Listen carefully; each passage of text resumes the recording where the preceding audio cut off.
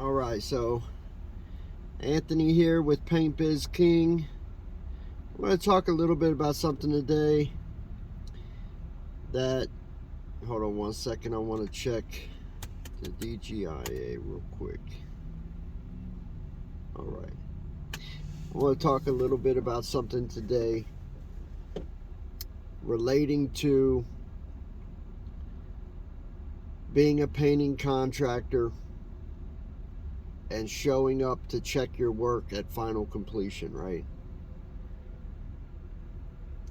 So when you're using subcontractors to complete work for you,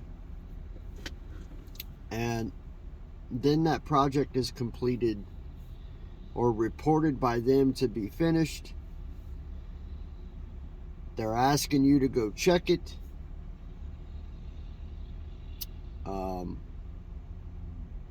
You can cause a lot of grief for yourself that's unnecessary.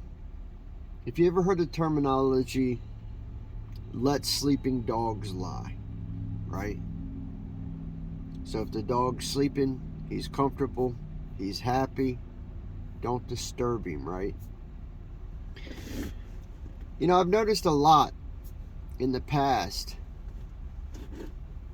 with projects that I completed in the past that when I would show up to go over a completion, to walk a project with the customer, to ensure that the subcontractor did a great job, there's been times in the past where the customer was happy, ecstatic even, but I wasn't, right? I would look at the project and be like, oh, I could call him back over that, I could call them back over this, I could call them back over this line's a little crooked, that line's a little crooked, I'm not 1,000,000% happy with this, you know what, I'm going to bring the sub back. And sometimes the customer's like, oh, yeah, okay, yeah. And then other times they're happy, and you can tell that they're kind of, yeah, you don't necessarily need to do that type of stuff. What I'm trying to say is, sometimes if the customer's happy and there's something there that's bothering you, if it's not something that's hugely horrible, sometimes it's okay to let sleeping dogs lie, right? And there may be things as a painting contractor that you notice that the customer is never going to notice, ever. And so what you can do is you can cause a lot of hardship on yourself. You can cause a lot of problems where your company is now having to go back and complete work, running backwards, doing work that there's not going to be any more future pay for. You have to keep going back and doing trips, when a great deal of those revisits can be avoided if you allow sleeping dogs to lie, right? If you got a happy customer,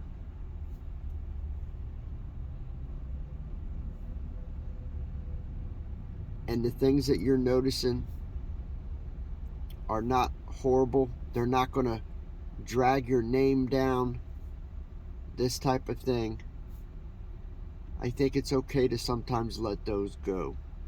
And the longer I'm in the business, the better I've become at accepting these.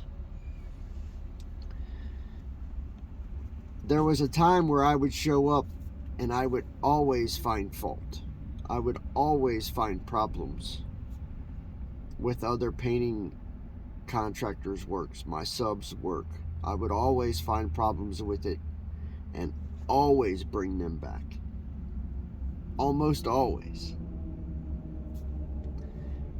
It causes a lot of problems.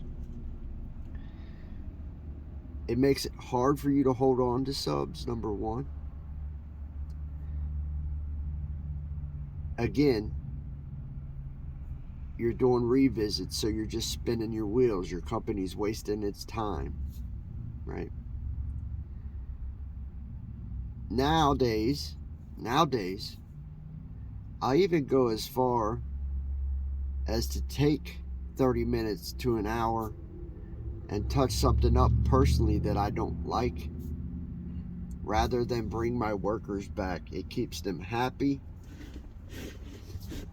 keeps the customer happy, because I go ahead and resolve it right then and there if I can't live with it, right? But I think sometimes it's okay to let sleeping dogs lie. If they're happy, let them be happy, right? Now, this is totally different if your sub did a bad job. Don't get in the habit. Don't get in the habit of accepting work on face value and not looking at it, or you will be doing a lot of revisits that are unnecessary, right?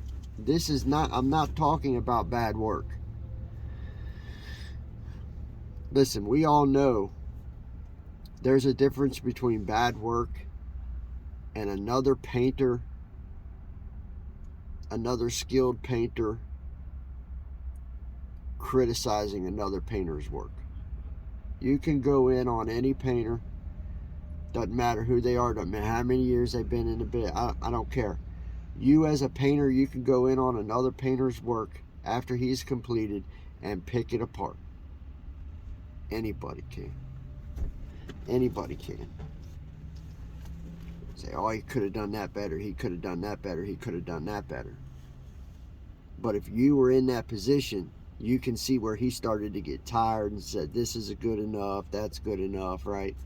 And so you're picking apart things that maybe you would have done yourself if you were in his position in that spot, right? It's easier for you to see them than it is for a normal person to see them. That's what I'm talking about. Sometimes you just need to let them things go, because the customer's never going to notice it, nor are they never going to care. Totally different from they did a bad job. If they did a bad job, you need to call them back, right?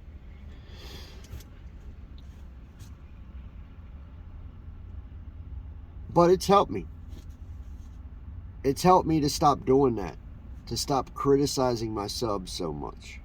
It's helped me tremendously. The first thing that I look for when I show up at a completed job site, the very first things I'm looking at, I'm not even looking at the project. I'm reading the customer. Are they happy? Right? Are they acting weird? Are they off? Or how they treating me? Is it any different than it has been throughout our entire process? And you know right away, right? There's a different aura and a different feel on completion day when it's time to walk the project and it's time for the customer to hand over their check.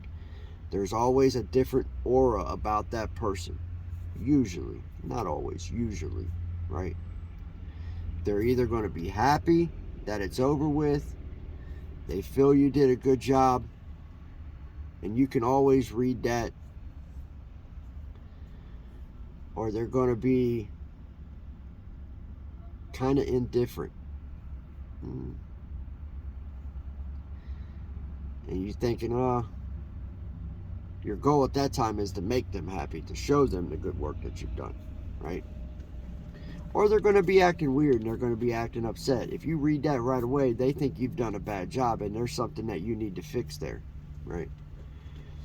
But the very first thing, if I show up and I see that I got a happy customer and they're saying to me, oh, it looks great, I'm happy with it. Yeah, they finished up earlier today. We looked at it. I feel good about it. Everything looks good. Close it out. Close it out. Wrap it up. Wrap it up. Don't extend it. Don't let the sleeping dog lie. Let it be. Let it be. The only way at that time that you should be calling your workers back for anything at that point is if you look at that project and you see something that you cannot have your name on. That's it. That's it. You see something that you're like, oh God, nah, I can't have my reputation on that.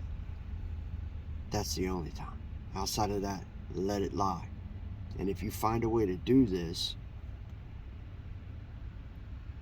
you can start taking that time that you were wasting calling men back for customers that were already happy or on the verge of being happy, and all it took was for instead of you pointing out a bunch of things that are bad, I'm gonna have my man come back and do this and do that, all it took was for you to show them, hey, we did 3 coats here instead of 2. Look how pretty this is. Look how bright white your trim popped out. Look how much that pops out from the wall and makes that look beautiful.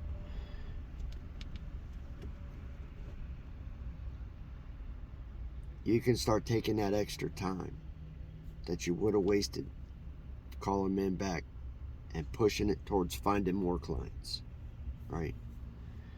Because anytime you call somebody back, you're holding up, even if you're not personally doing it, you're still personally managing it. You still have to go through that process again, and it complete. You still have to go through another trip back there, just depending on how your business is set up and how you do all that. I manage all my projects personally. There are times when my subs take payment and I don't show up at completion, but it's very rare, right?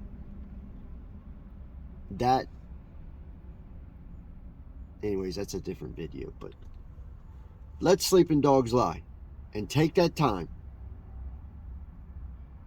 and use it towards forward progress instead of backwards progress. I'm Anthony Ford with Paint Biz King. Thanks for joining me today.